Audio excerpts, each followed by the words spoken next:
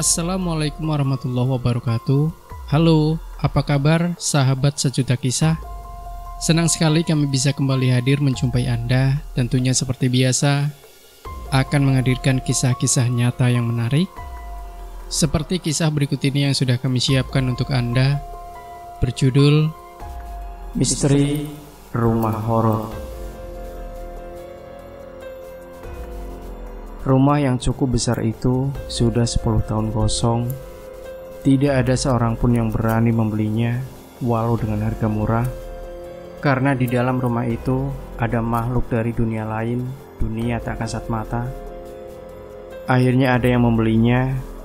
Bagaimana mengusir makhluk tak kasat mata tersebut? Di desaku ada sebuah rumah yang cukup besar, sudah 10 tahun kosong. Rumah itu dibeli keluarga Pak Darto dengan harga murah, karena tidak ada seorang pun yang mau membeli rumah itu.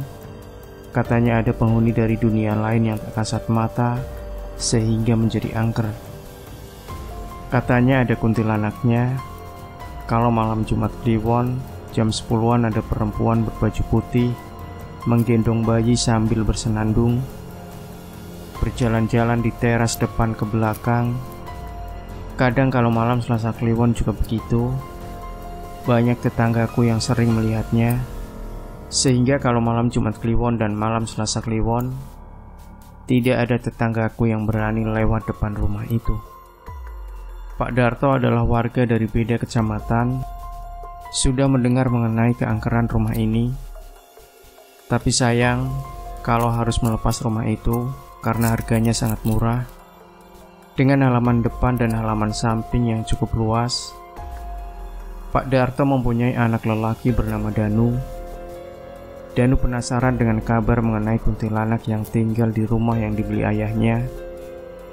Bersama dua teman akrabnya, Warbo dan Tanto, ingin membuktikan kebenaran cerita ini. Sebenarnya Danu dan kedua temannya penakut, tapi mereka penasaran. Sehingga pada suatu malam Selasa Kliwon, mereka bertiga mendatangi rumah itu. Motor mereka bertiga dititipkan ke Pak Kardan, pamannya Tanto. Dari rumah Pak Kardan ke rumah angker itu cukup jalan kaki, tidaklah terlalu jauh, sekitar 200 meter. Tanto yang berusia paling tua di antara mereka berjalan paling depan. "Assalamualaikum." Tanto memberi salam, namun tidak ada jawaban. Tempat ini sangat serem," kata Warbo ketakutan. Tiba-tiba terdengarlah suara yang menakutkan. Dan ketiga pemuda itu sangat terkejut. "Suara apa itu?" tanya Danu. "Mari kita masuk ke dalam," tanya Tanto dengan rasa takut. Mereka bertiga pun masuk, dan terdengar lagi suara yang aneh. Prak! Seperti suara gelas pecah. Danu mencari asal suara tersebut. Tiba-tiba angin bertiup sangat kencang dan membuat bulu kuduk berdiri. "Aku mau lihat ke belakang, kalian lewat depan ya," kata Danu. Tanto dan Warbo mengangguk. Danu masuk ke pintu bagian belakang. "Halo, ada orang di sana?" Tanto dan Warbo menyelidiki di pintu depan. Danu yang masih berada di pintu belakang mendengar suara kuntilanak tertawa.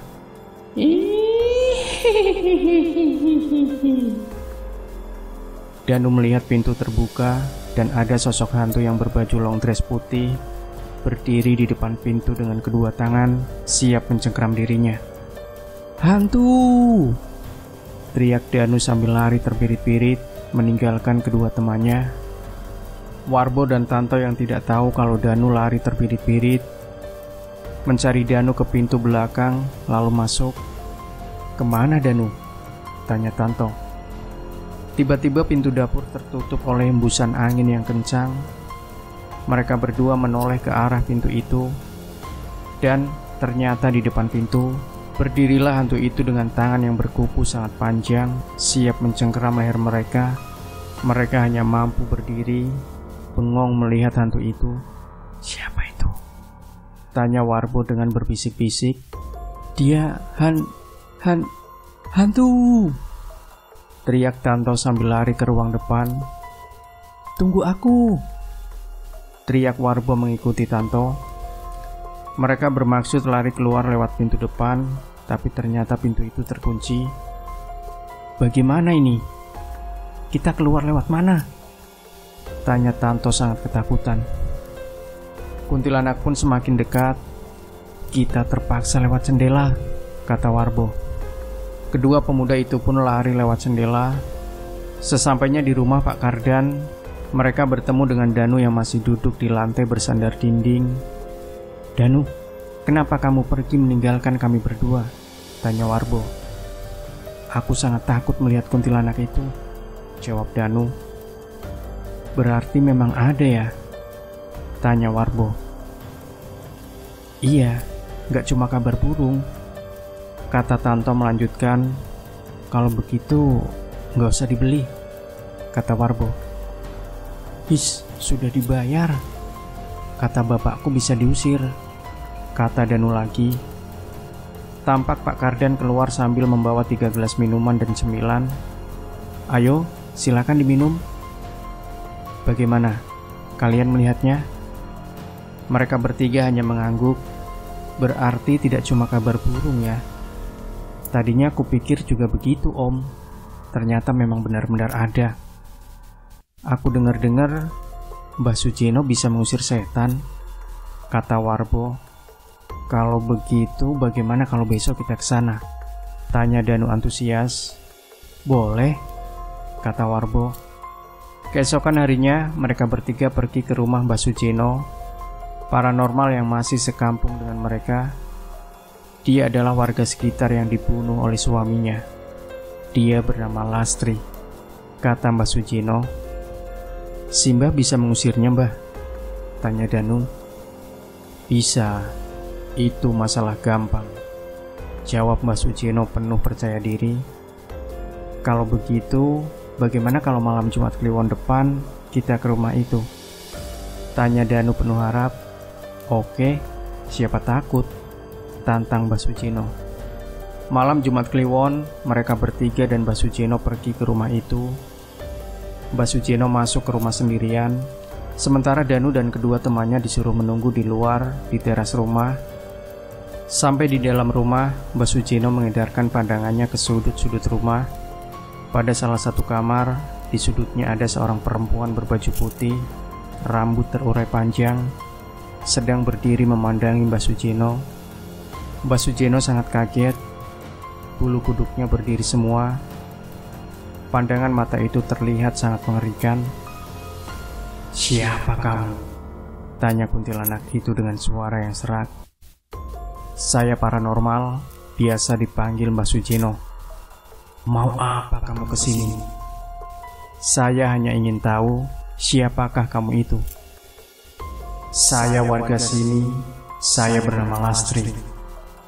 "Terus, kenapa kamu bisa jadi begini?" "Saya telah lama meninggal, dibunuh oleh suami saya." "Memangnya kamu punya salah sama suami kamu?" "Ya, karena dia orangnya pemarah dan tidak kerja sama sekali." "Loh, emang apa salah kamu?" "Saya kerja dan menghasilkan uang yang sedikit. Karena marah, saya dibunuh." "Egois sekali suamimu." "Memang semua lelaki egois, termasuk kamu." "Aku tidak termasuk. Aku sangat menyayangi istri dan kedua anakku," kata Mbah Sujeno. "Sana pergi, jangan ganggu saya." Tiba-tiba perempuan itu menjadi garang. Mbah Sujeno tidak mau pergi. Dia ingin menyelesaikan masalah itu dengan baik. "Jangan marah. Kita bisa selesaikan masalah ini dengan baik." "Tidak bisa. Sana pergi jauh," kata kuntilanak. Kuntilanak itu mendatangi dan mencengkram leher Mbah Sujeno dengan sekuat tenaga. Mbah Sujeno melepaskan cengkraman itu dan mendorong kuntilanak itu hingga terjatuh, lalu ditangkap. Tapi dia berhasil melepaskan diri dari tangkapan Mbah Sujeno. "Kamu kira semudah itu menangkap saya?" kata kuntilanak itu dengan senang hati. Akhirnya mereka pulang dan malam berikutnya, tanpa menunggu malam Jumat Kliwon atau malam Selasa Kliwon, mereka datang lagi. Mbah Sujeno belum lega kalau belum bisa mengusir kuntilanak itu. Kuntilanak yang membuat resah penduduk. Seperti kemarin, mereka bertiga disuruh menunggu di luar. Mbah Sujeno mendengar suara yang aneh dan menakutkan. Suara apakah ini? Mbah Sujeno agak takut.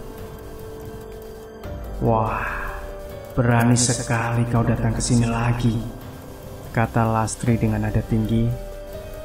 Oh, ternyata kamu, Lastri. Sebenarnya, apa tujuanmu datang ke sini terus? Saya cuma ingin tahu kondisimu di sini. Sana pergi. Kita beda alam, jadi jangan mengganggu saya terus. Kamu telah meneror banyak warga di sini, jadi jangan mengganggu lagi. Suka-suka hati saya dong, mau ngapain? Mari kita selesaikan masalah ini dengan kekerasan.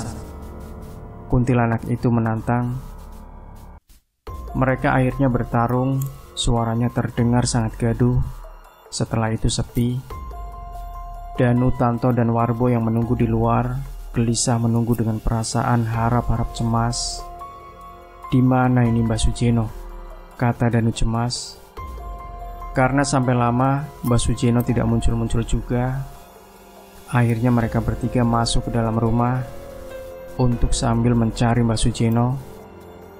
Permisi, ada orang di sana? Tanya Tanto. Mereka tiba-tiba merasa bulu kuduknya berdiri sendiri. War, bulu kudukku berdiri. Kamu juga enggak? Tanya Tanto. Iya nih, saya merasa juga, jawab Warbo. Mereka melihat Mbah Sujeno pingsan di lantai. Ingin rasanya mereka langsung kabur, tapi tak mungkin meninggalkan Mbah Sujeno sendirian dalam keadaan pingsan. Mereka membawa pulang Mbah Sujeno. Danu akhirnya menceritakan kegagalannya mengusir kuntilanak itu. Keluarga rundingan. Dari hasil rundingan, diputuskan kalau mereka akan memanggil kiai untuk mengusir kuntilanak penghuni rumah kosong itu. Mereka memanggil Pak Abbas, kiai terkenal dari desa tetangga. Bersama-sama mereka mendatangi rumah itu. Setelah sampai di sana, Pak Abbas masuk ke dalam dengan mengucapkan salam. Assalamualaikum, ada orang di dalam? Kata Pak Abbas dengan nada rendah. Tidak ada jawaban. Akhirnya Pak Abbas masuk tanpa izin. Di dalam bertemu dengan kuntilanak itu. Siapa kamu? Beraninya datang ke sini? Tanya kuntilanak dengan nada tinggi. Perkenalkan, nama saya Muhammad Abbas. Biasa dipanggil Pak Abbas. Tanpa memperdulikan perkataan Pak Abbas, kuntilanak itu langsung menyerang Pak Abbas dengan kuku tangannya yang tajam. Pak Abbas menghindar sambil bertanya, siapa kamu sebenarnya? Aku Lastri, istrinya Herman. Lastri yang meninggal dibunuh Herman? Iya, aku mati penasaran. Aku mau balas dendam. Kenapa harus balas dendam?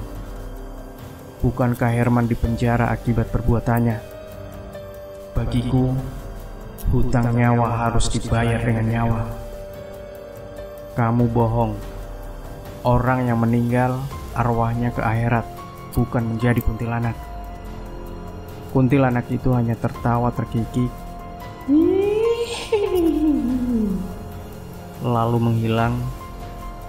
Pak Abbas keluar menemani warga yang menunggu di luar rumah. Kuntilanak itu sudah pergi, tapi cuma sementara. Kapan-kapan datang lagi, kata Pak Abbas. Kok bisa datang lagi? Tanya Danu. Ya, karena dia merasa ini rumahnya. Dia sudah merasa nyaman di sini. Jadi, bagaimana cara mengusirnya, Pak? Tanya yang lain. Kita harus mengadakan yasinan di sini selama 40 hari, jawab Pak Abbas. Sejak itu, tiap malam Pak Abbas dan warga desa mengadakan yasinan di rumah itu selama 40 hari. Pada hari ke-40, saat orang-orang sedang membacakan yasin, terdengar teriakan kesakitan. Aduh, ampun, ampun, panas. Makin lama teriakan itu terdengar makin jauh, lalu hening. Selesai bacaan yasin, Pak Abbas memberitahu kalau kuntilanak itu telah pergi. Keesokan harinya, keluarga Danu membersihkan rumah itu dan mengadakan syukuran dengan mengundang warga sekitar. Lalu, rumah diperbaiki mana saja yang rusak. Setelah semua selesai, mereka boyongan. Sekarang keluarga Danu hidup tentram, damai, tanpa diganggu kuntilanak lagi. Demikian sahabat Sejuta Kisah. Jangan lupa berikan komentar Anda, like, share video ini, subscribe channel Sejuta Kisah, dan kembali nantikan kisah-kisah nyata terbaru dari kami setiap harinya. Sampai jumpa. Wassalamualaikum warahmatullahi wabarakatuh.